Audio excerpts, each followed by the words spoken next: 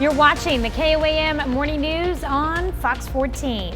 Right now at 7, reports of a train starting a grass fire turned out to be something entirely different. And a local dorm hall in the area turns 100 years old. And we've got a pause in the rainforest this morning, even a few peaks of sunshine, but the rain will return today. We'll talk about that in your forecast coming up. The 4 states' most watched news starts now. Thanks for joining us for the KOAM Morning News on Fox 14. I'm Tanya Bach. 3 of 6 suspects in a Newton County kidnapping and murder case plead guilty. The crime happened in July of 2020. Authorities say 6 people took part in the kidnapping and murder of Michael Hall of Carthage. They say Hall was bound, beaten, stabbed, and then shot to death. 3 suspects, Carla Ward, Russell Hurt, and James Gibson, agreed to plea deals this month. The other 3, Amy Thomas, Freddie Tilton, and Lawrence Vaughn, have plea hearings set within the next week. A Bramer, Missouri man already in prison for killing 2 Wisconsin brothers over a cattle contract is sentenced for a federal crime.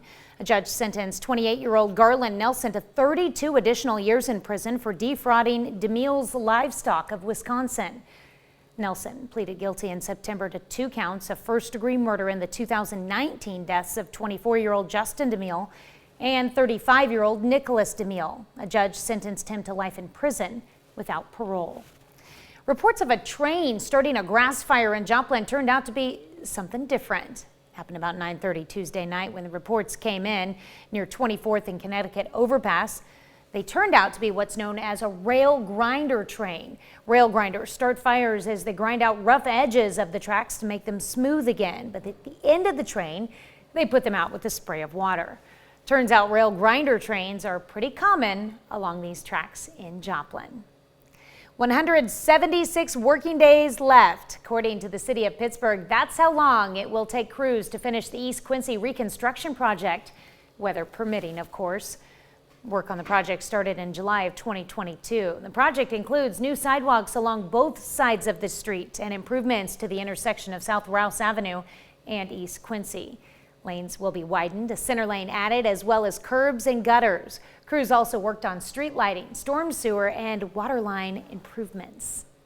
Well, the weather may not cooperate so much for that project, at least over the next couple of days. Right now, we've got a break. We've got cloud cover out there, but no rain. However, out in western Oklahoma, here comes our next batch of showers and even a couple of thunderstorms. That should be making its way into our area, say about by 1 o'clock today. So I mentioned earlier, the future track, I think, is a pinch behind. I think this line's going to be a little further east by 1 and 3, but nonetheless, we're going to see additional showers and thunderstorms. Then later this evening, they'll pause, be some scattered showers before overnight more showers and thunderstorms develop heading into our Thursday morning across the area, and the ones on Thursday will stay with us for a good portion of the day.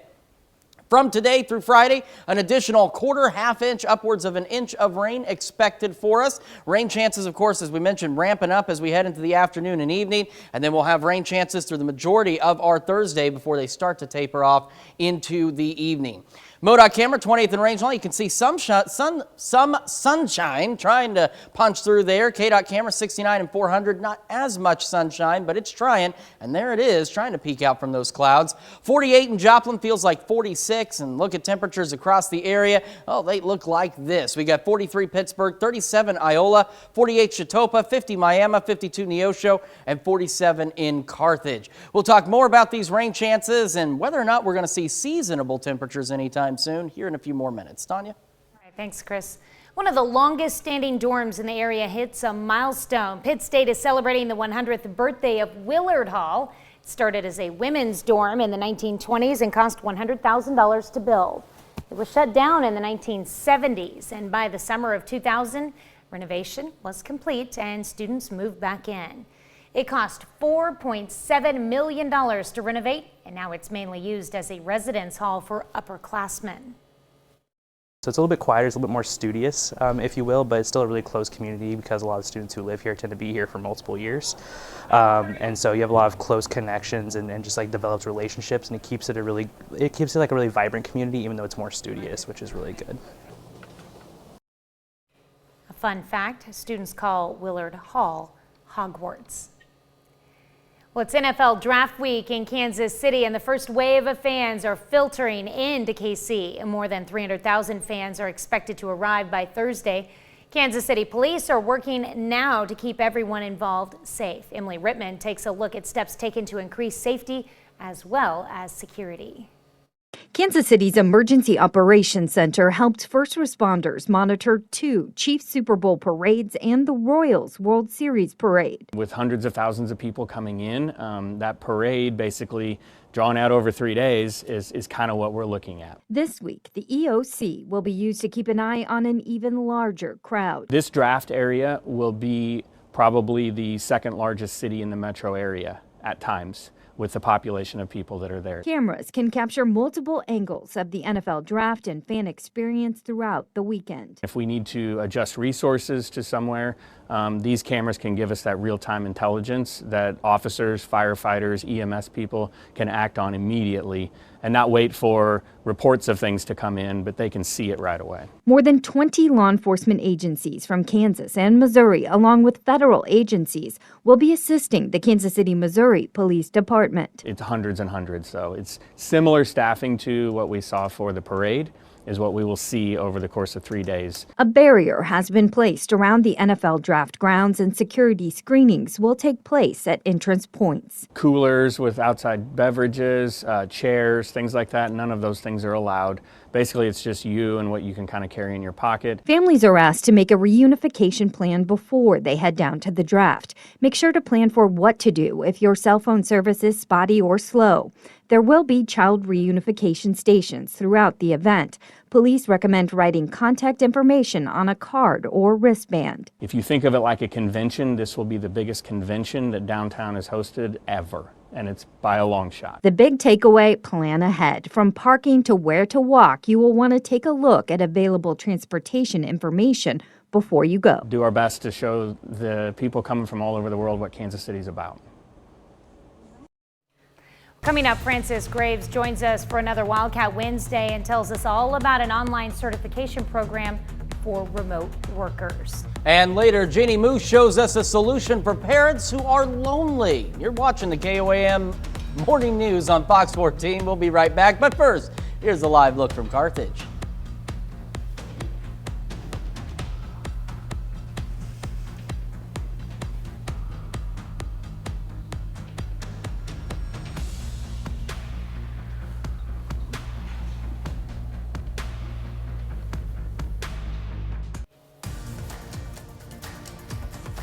In Health Watch this morning, stress takes a toll on the body, but new research suggests it does not take too long to recover. Scientists at Duke University School of Medicine used DNA to calculate changes in the biological age in humans and mice.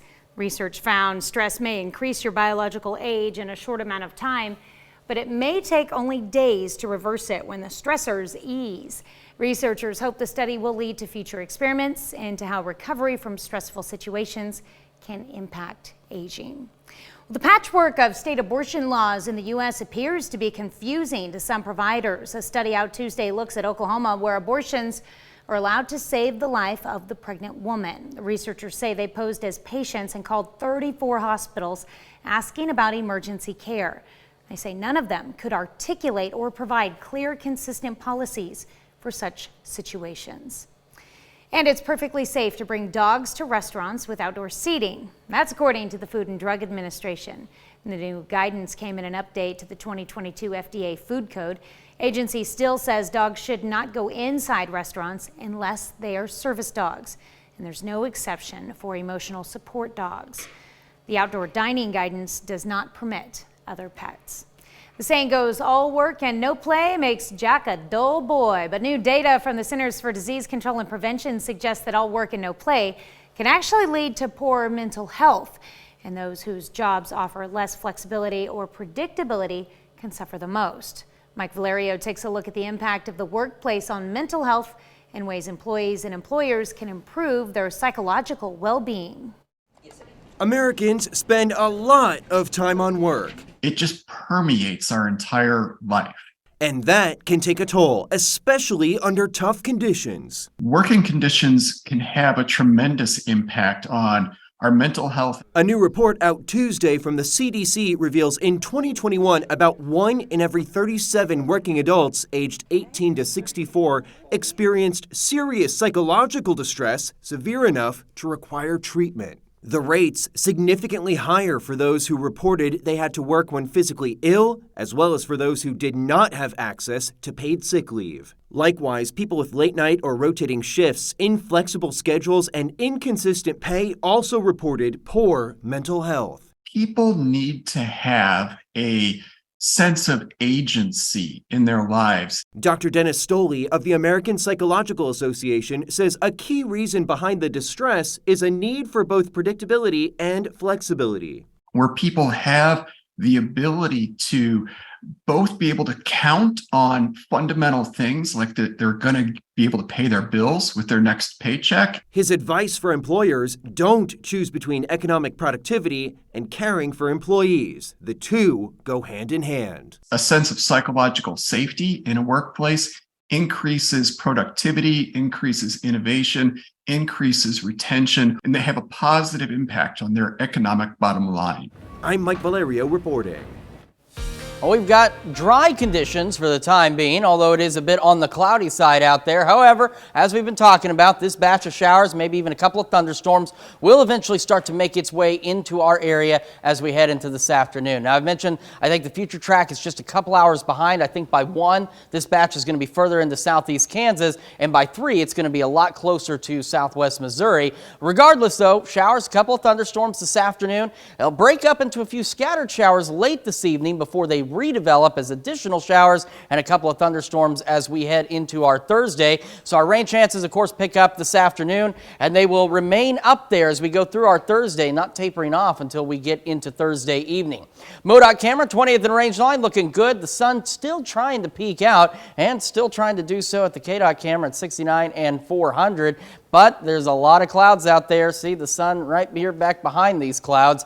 We're 48 in Joplin, 46 is what it feels like, and the sun may try and peek through for some of us today like it did yesterday, otherwise cloudy today. 37 Iola, 47 Parsons, 48 Chitopa, 50 Miami, 52 Neosho, and 45 in Lamar. We get our morning started, again, mostly cloudy skies, maybe some gusty winds later this morning near 60. Afternoon highs, depending on how much sunshine you see, are going to be upper 50s, lower 60s. And then again, showers, a couple thunderstorms start to roll in. Those persist with us through the evening, overnight hours. We're back down into the upper 40s yet again. Cooler tomorrow, upper 50s, rain chances throughout the day. Evening showers Friday, maybe some morning showers Saturday, a little bit warmer. We get a break in the rain Sunday and Monday. And then showers and thunderstorms return Tuesday, Wednesday, Thursday, Friday of next week. However, it's by the end of next week that we do start to see an opportunity for our temperatures to return to normal. We'll be right back with more of the KOAM Morning News right after this. But first, here's another live look from Carthage.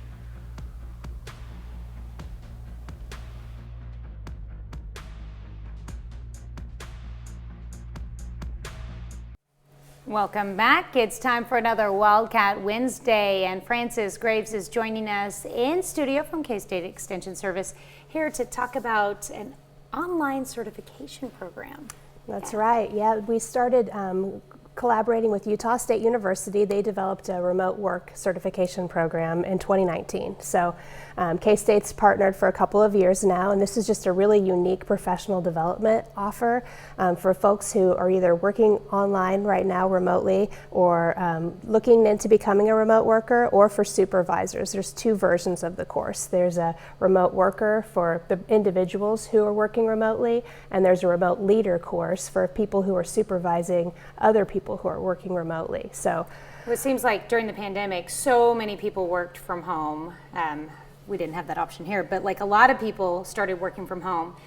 Now some are going back, but some are choosing to stay at home if that's an option. So. Yeah, the workplace is evolving. So I think this is kind of a toolkit for the modern workforce. So you may be working remotely full-time or maybe just 1 day a week. Or in my situation, you know, our Wildcat District Extension covers 4 counties, so our employees are always everywhere across the region. So in a way, they're working remotely because they're not connected in the same office every day together. So a lot of this course helps you learn some of those tactics for integrating a team, for setting a schedule, for measuring your productivity, for working, you know, different hours and finding that balance, protecting your mental health, as your previous segment mentioned. Right. Those are all super important, and we kind of take it for granted that remote work is easy, that you just need a computer and an internet connection, but to be good at it, it requires a lot more than that. Okay, so give us the details about how you can get involved and sign up for this course. Sure, so we have a website, kansasremotework.com, and there are actually courses going on throughout the year. So if you go to the schedule, you can see it's a 4-week course that's sort of a collaboration of bringing people together from across the United States. So you don't have to just live in Kansas. You'll be part of a cohort that meets together weekly for live conversations, and then you have this self-paced modules that you go through. It's 5 or 6 hours of work a week to get through all of the tools and tips, and then to have that live conversation with your cohort. But and the live conversation, of course, is at a set time. Correct, yeah. For the remote work professional course, there's 2 options. So you could do it earlier in the day or later in the day, whatever works for you. All right. And again, you can find that on your website? Yep, kansasremotework.com is the website. All right, and we'll have details and a link to that on our website later this morning, KOAMnewsnow.com. Thank you so much for coming on, Frances. Thank you for having me. We'll be right back. Well, parrots in the wild are social, and as pets, they can seem lonely at times. And now some researchers might have found a solution. Ginny Moose reports on video chats that are for the birds. Instead of the usual, Polly wants a cracker, parrot owners are asking if Polly wants a video chat. Want to say hi? Do you want to talk to her? You do? Okay. It's enough to make a lonely parrot bob its head with excitement. In a paper titled Birds of a Feather, Video Flock Together, researchers describe teaching 18 pet parrots to ring a bell. When they rang the bell, they were presented with a tablet. Which friend would you like to call? And given a choice of parrots for a video chat. You want to call Rosie? Over a 3-month period, Oh, Sammy, okay. the parrots made 147 requests for video calls. Good job, that's Georgie. Some birds got called a lot. We had our VIP birds. Some birds got called less. The ones who got called the most were the ones who also made the most calls. The researchers could tell the birds were truly engaged because they preened together, tried to touch one another, imitated each other, and even sort of sang. Okay, so maybe there were no love-struck movie moments. Whoa, she's beautiful. But if you're researching parrots, can there be a greater thrill than this? Sometimes a bird would accidentally call us. So sometimes I was in a meeting or giving a class or at home and I would get a phone call from a bird. Imagine seeing on your caller ID, Sammy the parrot. Ginny Moose, CNN, New York. I hope she just dropped everything and answered, or let her class listen in. Like, Yeah. This is the coolest bird. I'm sorry. It's part of a research thing we're doing. We're going to have a class talk now. Those birds were pretty cool too. I think that's really neat. It's interesting how, pets have adapted to technology because birds aren't the only ones who have made video calls. We've had stories about even dogs that have video called each other, and they get really excited when they see the other dog. They see their friends. So It's important to stay connected no matter what species you are. it certainly is. Well, we're going to stay connected with you with more news and weather right after this. The 4 states' most watched news starts now. Welcome back to the KOAM Morning News on Fox 14. It's currently 7:28. Voters in Carterville, Missouri are back at the polls on Tuesday for a special election to determine the winner of the race for Ward 2 on the City Council. Earlier this month, 2 candidates, Judy Martin and Terry Arterburn, tied. They had a few options for how to settle it, including drawing lots. but decided to go for a special election. There are 354 registered voters in Ward 2. Only 62 voted last time. Election officials expected turnout to be better, but that would be unusual. This should be the one that more people turn out, but unfortunately that's not always the case. Usually the presidential elections are the heavy ones, and these are the lowest turnout. The special election will cost the city $1,100, but they're saving more than $2,500 by counting the ballots by hand rather than machine. We'll have more on this election on our website at KOAMnewsnow.com. Missouri announces plans for the licensing of micro businesses for medical and adult use marijuana products. The application window for the first round of micro business licenses will be open from July 27th to August 10th. According to the Missouri Department of Health and Senior Services, 48 micro business licenses will be handed out through a random lottery drawing in October. Officials say applicants cannot submit more than one application per drawing. You can learn more on the KOAMnewsnow.com. Pittsburgh State University is giving the first look at a new nursing simulation hospital. The simulation hospital is adjacent to McPherson Hall, the original building for the School of Nursing. Nursing students now have a space to practice, study, and get hands-on learning. Really ties in their didactic learning, which is them, reading and lecturing, to more critical thinking scenarios. And so that piece of simulation just ties those two together. They can see exactly what's happening with the pathology of disease and how they should be appropriately responding to those scenarios. Other Pittsburgh. Well, what we want to tell you is other Pittsburgh health workers are going to be participating with this lab once the new facility opens. All right, to our forecast real quick. We start our morning. We're going to be cloudy, maybe some gusty winds later this morning, trying to push near 60. A few peaks of sun possible, somewhat like yesterday. Into the upper 50s, lower 60s out there, and showers, a couple of thunderstorms return by about 1, 2 o'clock across the area, and they'll hang with us through the evening and into the overnight hours. Maybe a pause or two, but there will be redevelopment early tomorrow morning, and our lows, dropping back once again into the upper 40s. This forecast has been like a broken record the last couple of days. Upper 50s tomorrow, showers, maybe a couple of thunderstorms throughout the day. Evening showers Friday, morning showers Saturday. Pinch warmer, not normal, but warmer in the mid-60s. Break from the rain Sunday and Monday, and then thunderstorm chances return as we head into Tuesday of next week. Tanya? All right, thanks, Chris. Another candidate is preparing to officially announce a bid for 2024. It comes just one day after President Biden launched his re-election campaign. Jared Hill has more on Mr. Biden's message and the response from likely voters. In an unofficial campaign kickoff, President Biden, before a friendly crowd of union workers not far from the White House, amplified the core message of his 2024 re-election ad, released just hours earlier. There's more to do, so let's finish the job. President Biden signaled this time he'll focus on protecting Social Security, access to abortion services, voting rights, and gay rights. The threat the MAGA Republicans pose is to take us to a place we've never been, and where the last guy tried to take us. His potential opponent, former President Donald Trump. If you took the 5 worst presidents in the history of the United States and added them up, they would not have done near the destruction to our country as Joe Biden. A new CBS News YouGov poll shows of Americans likely to vote Democrat, most are merely accepting of a Biden re-election. Just 22% are excited.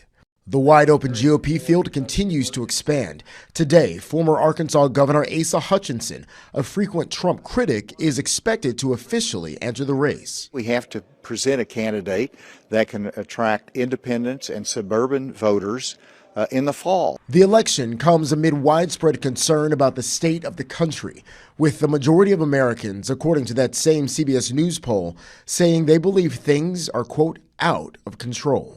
Jared Hill, CBS News. President Biden also received a key endorsement yesterday from Vermont Senator and one-time 2020 Democratic presidential rival Bernie Sanders. Prominent Democrats like former President Obama have already begun the fundraising push, with millions expected to be raised during the campaign. That's a look at our top news stories. Coming up this half hour in the KOAM Morning News, the simple joy of going outside. All things nature. I'm Nicole Beasley in Great Falls Park with how you can get involved and into the great outdoors.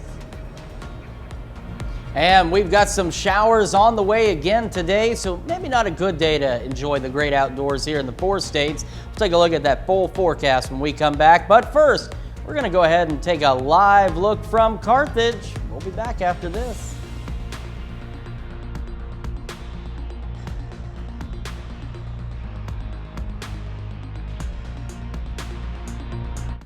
Well, the city of Pittsburgh wants to bring more art downtown. KOAM's Yana Hatala visited some of the murals in town and talked with officials and an artist about grants the city is providing. The City of Pittsburgh's Downtown Advisory Board wants to support local artists for painting murals such as this one here downtown. Broadway, of course, is a really great location for murals. Just adds a little uniqueness to Pittsburgh, a little character to downtown. Christy Yucky says last year the city only had 1 applicant, but this year they already had 3 projects requesting help to offset costs from the advisory board's $2,500 funding. One of them being Ian Jovan. Because we do have like deteriorating like brick buildings, so being able to not only put some color on them, but help preserve the buildings because the paint does help, you know, with weather and all that stuff. So Jovan, who already painted 2 murals, received a grant from the city to paint 2 more. The community can expect to see the first one by North Broadway in about a month. I like to do it really fast. I like to do it at night so nobody sees me doing it, kind of like in secret. So the big one I did on the rear of the building of the lady, it took me and a friend probably about 2 nights to really make it happen. Just as bad as that one. The artist wants to bring life to his home city. Yeah, I've always loved Pittsburgh, but it hasn't been what I wanted, so it's like, you know, getting to make Pittsburgh what I want. So, and hopefully I get to continue to do that, like, through the rest of my life. Downtown is thriving, it's growing every day, there's new stuff happening, it's just a fun place to be. In Pittsburgh, Yana Haudala, KOAM News. Yaki says anyone interested in applying for a grant should do so before the city runs out of them. And you can find a link to the grant application on our website at KOAMnewsnow.com. We've got more showers on the way after this break in the rain, and you can see the sun trying to peek out. We'll take a look at that full forecast when the KOAM Morning News returns.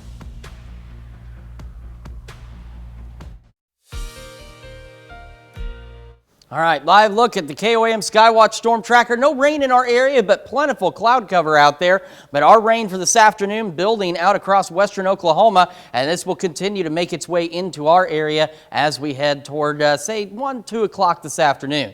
So let's take a look at the future track. Now, I've mentioned this earlier. I think the future track is about an hour behind.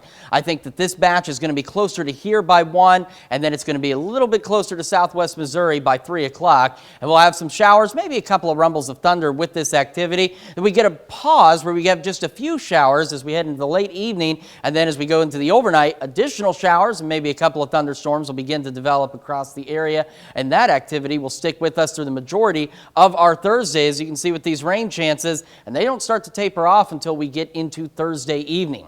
MoDOT camera, 20th and range line, looking to the south. You can see some shadows out there, but they're not very well defined because the sun having a hard time peeking out from those clouds. Same from the KDOT camera at 69 and 400, just south of Pittsburgh. There's some of those clouds, the sun partially hidden behind there. We're at 48 in Joplin, feeling like 46 with an east breeze at 5. The hope is that we can get a little more sunshine out there, but odds are it's going to be like yesterday, really hit and miss. 42 in Iola, 47 Parsons, 52 Miami, 51 Neosho, and 47 Carthage and Lamar. Get our day started again, mostly cloudy skies, maybe a bit breezy later in the morning, at least briefly, up to about 60. Highs today, depending on how much sunshine you see, we're looking at upper 50s, lower 60s. Showers, a couple of thunderstorms by this afternoon, and those again persist with us into the evening hours. And once again, a repeat of the last couple of nights, lows back into the upper 40s.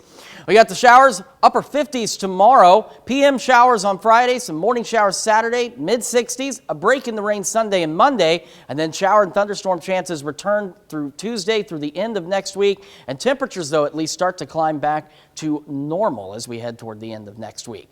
That's a check of your forecast. Now, here's Tanya Bach with a check of Consumer Watch. Well, Kim Kardashian is much more than a TV reality star. She's an accomplished businesswoman. Time magazine singled out Kardashian for its 100 most influential companies of 2023 for her fashion line named Skims. The company made its debut in 2019, and it's now a multi-billion-dollar business. Kardashian was in New York on Tuesday to attend the Time 100 Summit. Two British-based tobacco companies that allegedly sold their products to North Korea have reached a settlement with the Justice Department. British American Tobacco Marketing Singapore and its parent company, British American Tobacco, will pay the United States more than $600 million for violating U.S. sanctions policy against North Korea. British American Tobacco owns Lucky Strike, Dunhill, and other cigarette brands. The Justice Department also filed criminal charges against the tobacco companies, a North Korean banker, and two Chinese nationals. Prosecutors allege the money from the tobacco sales helped fund North Korea's weapons programs. More than 2 million sledgehammers are being recalled over injury concerns. The Consumer Product Safety Commission says DeWalt, Stanley, Fatmax, and Craftsman fiberglass sledgehammers, all made by Stanley Black & Decker, are under recall. The commission says the heads of the sledgehammers can loosen prematurely and detach unexpectedly. Officials have received reports of the sledgehammers causing injuries. Ouch. Well, there are 1.5 trillion reasons to keep a close eye on Capitol Hill this week as House Speaker Kevin McCarthy tries to get the votes to raise the debt ceiling by $1.5 trillion and avoid a U.S. debt default. The government has never defaulted before, but as Emily Schmidt reports from Washington, the path to avoiding a first time may be getting a few more twists, turns, and even potential roadblocks. Speaker McCarthy, do you have the votes? Do you have the votes to pass this? House Speaker Kevin McCarthy walking yet avoiding talking details on whether he has the 218 votes he needs to raise the debt ceiling with a razor-thin majority and divergent interests. Iowa House Republicans oppose a provision repealing ethanol subsidies. Florida Republican Representative Matt Gaetz wants stricter work requirements for Medicaid recipients. I'm working to make sure that those cuts aren't aspirational. McCarthy had vowed he would not change his plan for a one-year debt limit increase and deep spending cuts. Yet with an expected vote this week, here's how he answered when asked if he would change the bill. I will let you know. No, I think I'd be quoting Donald Trump, but even Donald Trump said, I can't imagine anyone ever thinking of using the debt ceiling as a negotiating wedge. The White House said in a statement, House Republicans must address the debt limit without demands and conditions. If presented with the act as it stands now, the president vows to veto it. It might as well be called the Default on America Act, because that's exactly what it is. DOA. Senate Republicans chose a different abbreviation. The White House is totally MIA. The Congressional Budget Office estimated Tuesday McCarthy's debt limit plan would save $4.8 trillion over the next decade. In Washington, I'm Emily Schmidt reporting.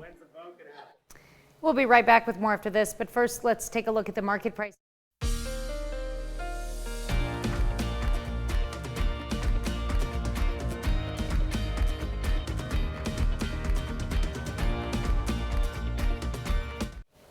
Well, in celebration of Earth Month, we're taking you to the great outdoors to explore incredible things happening in our national parks. Nicole D'Antonio takes us to the front lines of environmental protection, where it takes a team of thousands of volunteers to preserve hundreds of parks, some of which exist in your own backyard. From sea to shining sea, from rocky canyons to rushing waters and marshy swamps, National Park Week started more than 30 years ago and is now celebrated every April during Earth Month. More than 300,000 people volunteered to help the National Park Service manage the parks. Volunteer Dave Jacobson says he first got involved after he retired. Most everybody that I come across here, they're in a good mood and they're having a good day. And the reason they're having a good day is because they're here.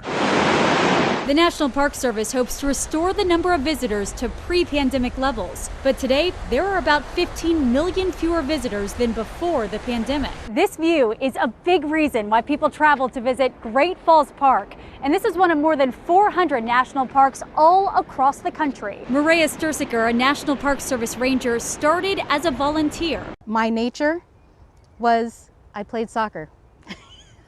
I thought the grass was nature, and that was good enough. In addition to volunteering, the National Park Service encourages people to use the campsites, get involved in park conservation, or just walk around for a day. We have 3 kids, and so we planned an us day, and we make it a special occasion. So this us day, we was going straight to Great Falls. The park rangers say the fresh air, sunshine, and their distinct differences are key components to each of our national parks. Nicole D'Antonio, CBS News, Great Falls, Virginia.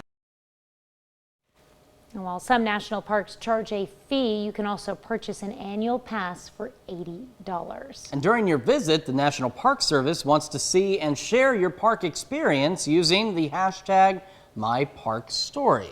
So make sure you get out there and enjoy the parks. However, the next few days, still not really good weather to go out and enjoy the parks. Skywatch Storm Tracker not showing any rain in our area. We're just dealing with that cloud cover. Our next chance of rain coming in this afternoon, and it is building out to our west. As we take a look at the future track, I've been mentioning this earlier. I think the future track's about an hour off. This shower and thunderstorm activity should be about here by 1 o'clock and should be starting to move into southwest Missouri by 3. And we'll have them persist through the evening. Then they'll break up into some showers briefly before overnight. More showers and a couple of thunderstorms develop, and those will end up spending the majority of our Thursday with us. As you can see, our rain chances remain high until they start to slowly taper off in the evening for us tomorrow. MoDOT camera 20th and range line. We've got the sun trying to peek out. Same from the KDOT camera at 69 and 400, but the cloud cover is pretty darn thick out there. That's not really letting much sunshine through today. 48 in Joplin right now, feels like 46. East breeze at 5. Across the area, 47 Lamar, Carthage, 46 Pittsburgh, 47 in Parsons, and 52 in Miami. Get our morning started again, maybe a peak of sun or 2, possibly some gusty winds later. Otherwise, cloudy skies near 60 by late morning. We'll be back with more of the KOAM Morning News right after this. Here's a check of today's top headlines, the news you need to know before you head out the door. One person is dead following a 2-car crash on US 69 southwest of Miami, Oklahoma Monday night. Driver of one car, 64-year-old Erlene Ingram of Commerce, Oklahoma, died at the scene. The other driver, 27-year-old Michael Shepard, was taken to the hospital. No word on his condition. Pickup hits 2 children in a driveway, killing one and injuring the other in Delaware County, Oklahoma. It happened just south of Cleora. Children were playing in the driveway when the pickup pulled in. 1-year-old girl was killed, and at last report, a 2-year-old girl was hospitalized in critical condition. Authorities are investigating the cause of the crash. Voters in Carterville, Missouri are back at the polls Tuesday for a special election to determine the winner of the race for Ward 2 on the City Council. Judy Martin defeated Terry Arterburn by a vote of 51 to 39.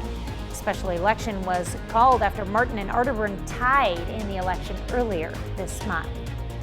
And Pittsburgh State University is giving the first look at the new Nursing Simulation Hospital. The Simulation Hospital is adjacent to McPherson Hall, the original building for the School of Nursing.